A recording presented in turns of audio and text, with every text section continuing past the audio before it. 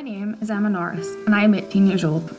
I come from South Belfast where I was brought up within a loving family of my mum, dad and one older brother. Surprisingly, I didn't really mind school. I enjoyed my primary years at St Joseph's and Carried Then after passing the 11 plus, I went on to Aquinas School in Belfast where things were much the same. I wasn't the perfect student, but I worked hard when it came to my exams, and because of that, I was more than happy with what I achieved in my GCSEs and A-levels. Thankfully, my whole life did not revolve around school. Over the years, I learned how to play piano and clarinet and spent 10 years as a member of the Education Authority concert bands, even becoming the leader along the way. My main passion in life, however, was Gaelic football. Age 7, I began playing for Carried and by age 14, I was captain of my school, club and county all at the same time. But even that wasn't enough Gaelic for me. I began to mentor a team, and in recent years I progressed to becoming head coach for the under-8 girls, and I was also a young referee.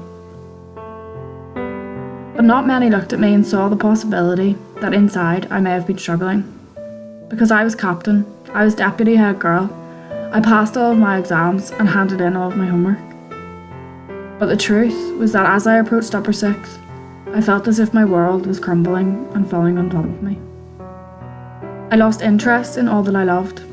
I stopped playing Gaelic completely and found someone else to take over my role as a coach and referee.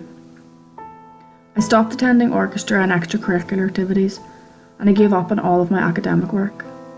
Why? I had developed depression. I am blessed to say that I have not had any traumatic events happen to myself or my family, and generally speaking, I tick very few boxes for the risk factors of depression.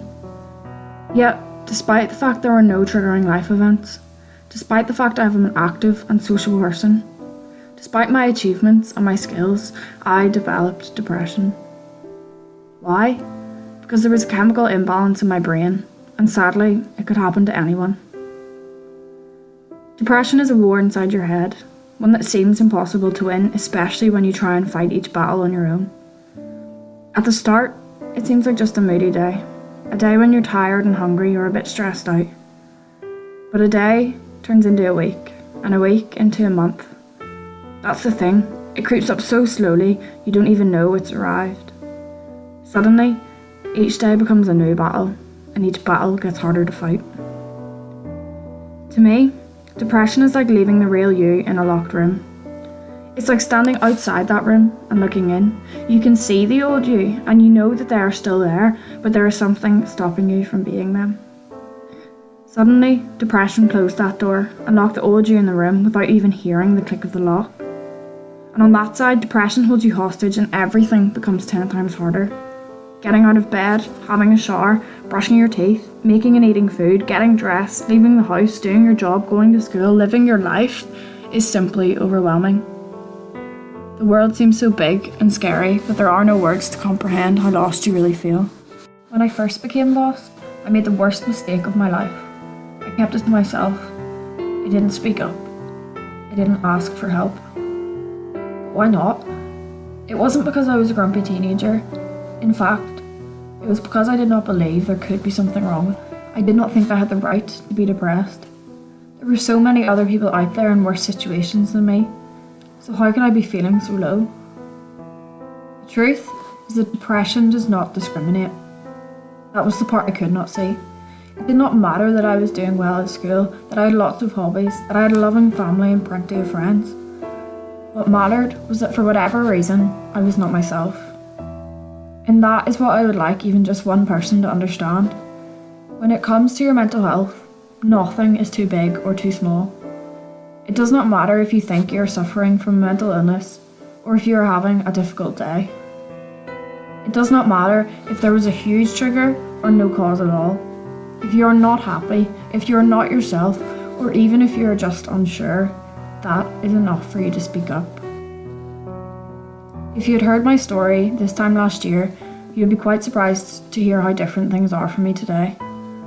In 2016, I was very unwell and had reached what medics would call crisis point. It was then that I withdrew from everything around me and in fact took 6 weeks off of school. In hindsight, however, I had never truly been at school in my final year.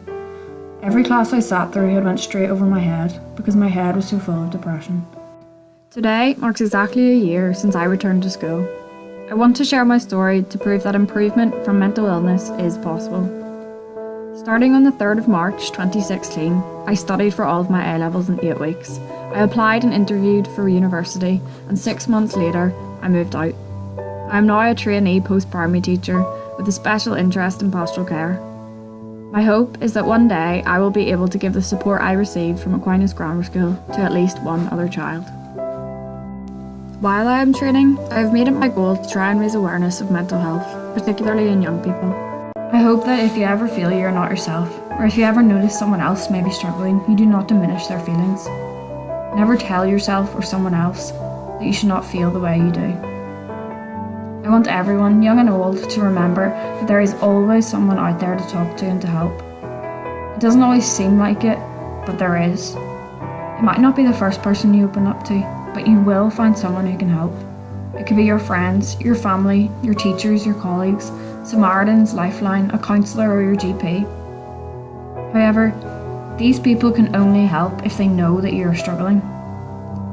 Even more, charities such as Aware, Northern Ireland's national charity for depression, offer support and training to students and workplaces alike. I'm launching my campaign for 2017. Last year, 40 of my friends and family came together to celebrate my 18th birthday at the Belfast Aware Moonwalk.